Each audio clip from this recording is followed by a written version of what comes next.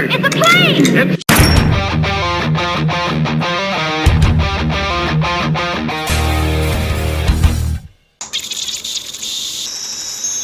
Hello, my trigger-happy friends. My name is Stevie Cade, and thank you for joining me as I start my review series for Superman. But Stevie, aren't you doing a review series for Batman right now?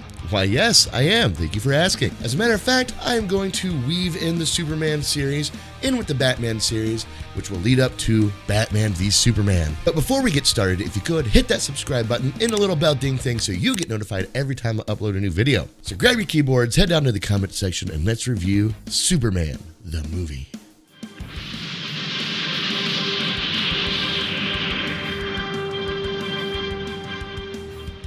Just before the destruction of the planet Krypton, Jor-El sends his son Kal-El to the planet Earth for protection. But Earth's yellow sun gives Kal-El superhuman abilities. But now that he's a man, he moves to Metropolis and reveals himself as Superman, as he battles the villainous Lex Luthor and tries to balance his new life with his secret identity, Clark Kent. So let's immediately dive into what I like about this movie. This movie is fun. What a cool adaptation of Superman, especially for the time, from the very beginning of this movie when we're showing the original Superman comics, and then the title card leaps out of the page, really shows you that Richard Donner had a love and respect of the original content. And this leads us to the iconic John Williams score, which bring a perfect balance of inspirational symphonic bursts with a whimsical transition that flies us into our first frame of the movie, where we find ourselves on Krypton. I think it's Krypton, but they keep calling it Krypton for some reason. This is a solid origin story that forever changed the symbol on Superman's chest from just being an S to actually being a symbol of hope given to him from his home planet. And that aspect still lives today. And this opening sets the stage for the rest of the film. Now, the effects in this movie are really, really good for their time. The use of practical effects, green screens, camera tricks, and wire works were state of the art. And in my opinion, gives Star Wars a run for its money. Not only taking us out of a world of our own, but bringing a world outside into the world that we do know, giving us things that we recognize and seeing these out-of-the-world situations on Earth, which brings me to the set designs. Now a bit outdated, I could definitely see the magic of seeing Krypton on screen for the first time, at least in this big of a scale. It definitely doesn't look like a world we know. In comparison to Star Wars, again, planets in Star Wars are just elements that we understand on Earth. You know, we have a desert planet, we have a water planet, we have a sky planet. This gave us something a little bit different, a crystal planet. They opted out of using the ice planet element that has been previously used. The set for this was crafted very, very beautifully. From Krypton itself to the Fortress of Solitude, these sets stand apart from everyday life that we recognize, and again, brings out of this world elements to Earth. Another example of great set designs is Lex Luthor's Lair, which is supposed to be an abandoned underground subway system. This set is so grand and cut off from the rest of the world. Using the lower level of this as like the pool area was actually a really creative idea. And it transforms this underground cave into some sort of weird ass luxury apartment. Seriously though, the water, is that pool water or is that weird under the ground sewer water stuff? Christopher Reeves. This is the most comic book accurate Superman we have ever seen on camera. He not only plays Superman, but he plays Clark Kent, the farm boy from Kansas. And he also plays Clark Kent, the mild-mannered reporter, which actually his portrayal of that Clark Kent reminds me of Tom Holland's Spider-Man, just a little bit. And then we have Kal-El, the wanderer from another planet, looking to discover who he really is. Reeves' performance separates each one of these variations of his character. The most notable separation is between the mild-mannered reporter and Superman. These are two completely different people in my opinion. Like, I could see why people don't recognize him as Superman. His oddball quirkiness and Magoo clumsiness is a perfect disguise. Thank you. Well, hey, Lois, maybe we can... Going down, please. Going down. Going down. Going up. Like, even if he did this in front of his parents would be like, Clark, what the hell's wrong with you? He has two different Clark personalities on top of his Superman personality and his Kal-El personality. This guy is a schizophrenic, but Reeves pulls it off perfectly, while giving us little glimpses of each variation throughout his performance. He is the man who can save the world and a cat out of a tree in the same day. Hi! Mommy! Risky was stuck in the tree. This man swooped out of the sky and gave him to me. Haven't I told you to stop telling lies? Did that little girl just get slapped for Superman helping her?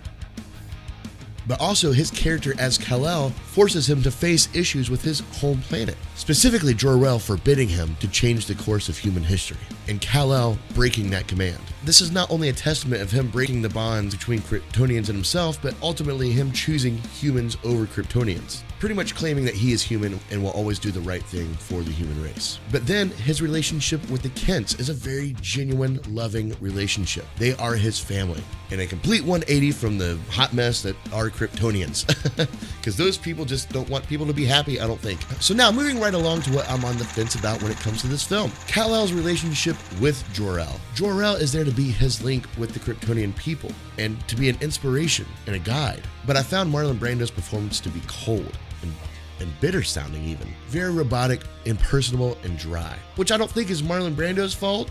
I think this is just how Jor-El was written.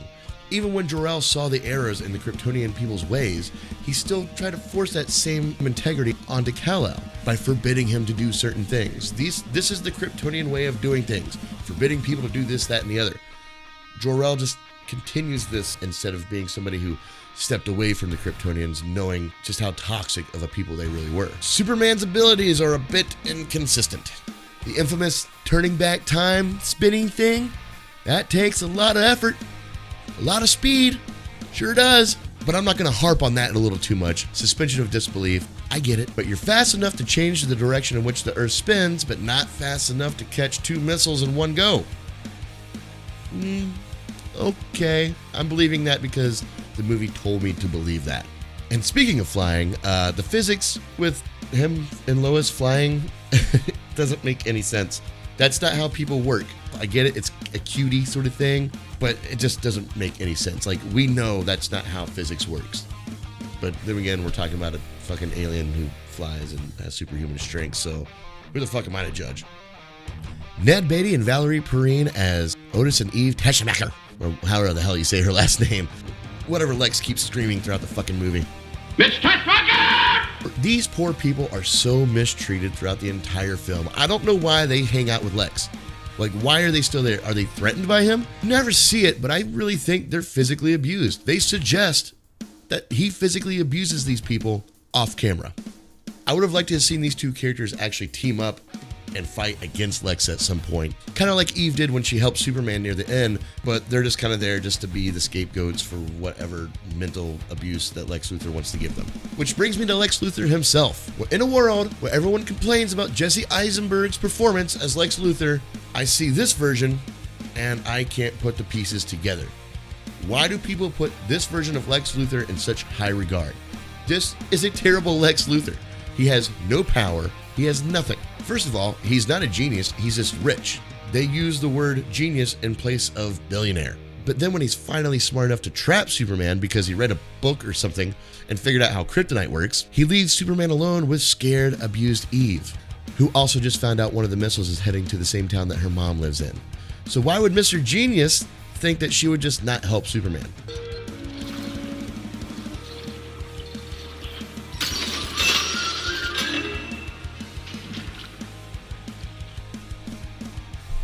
Because he didn't think it through, because he doesn't think anything through in this movie. His master plan is to drown half of California because he owns property on the other half. His plan that people will purchase land off of him will immediately fail when they find out that he owns that land. The government's just going to be like, so this land is owned by the rich convict and escaped prisoner Lex Luthor? Well, that's fine. Sale approved. They're going to find it awfully suspicious and probably go after him and arrest him, when he goes to make an actual deal with these people. The plan doesn't make sense at all. And furthermore, I don't fully understand why Lex Luthor wants Superman dead. Besides the fact Superman just exists. Like, they don't have common interaction with each other whatsoever. Oh, Superman exists? Well, I want him dead because of reasons. Gene Hackman's performance pretty much just consists of him yelling at people and calling them idiots and making them feel dumb. This is not a good Lex Luthor. Oh, and the ruse that they used about him wearing multiple wigs.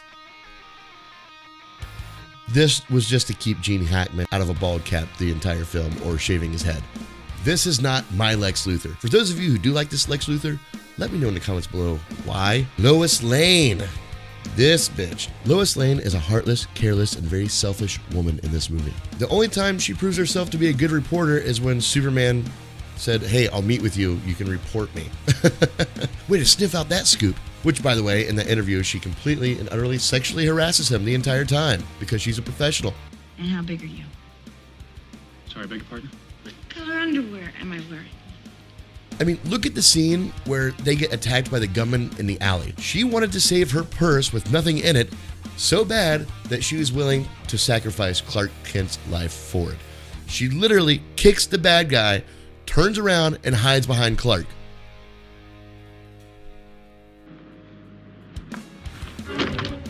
Lois, what are you doing?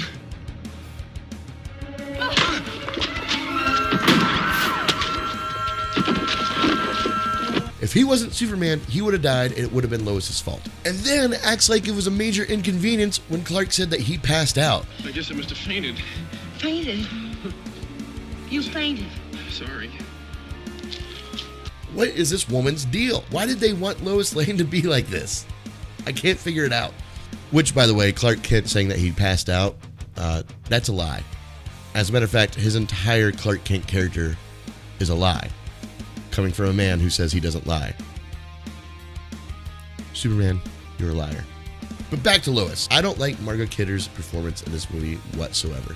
Overall, I'm not sure I'll ever really understand why everyone holds this version of these beloved characters in such high regards.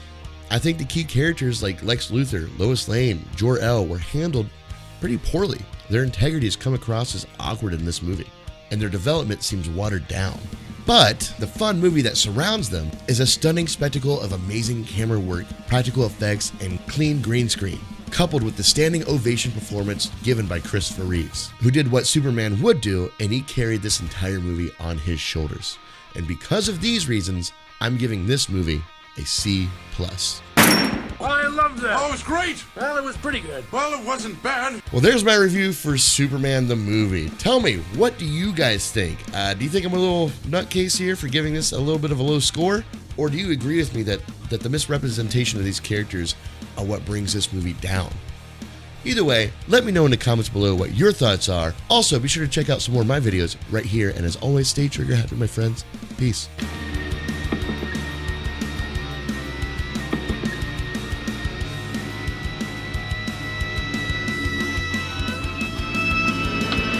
There's a man out there. Look, he's crawling on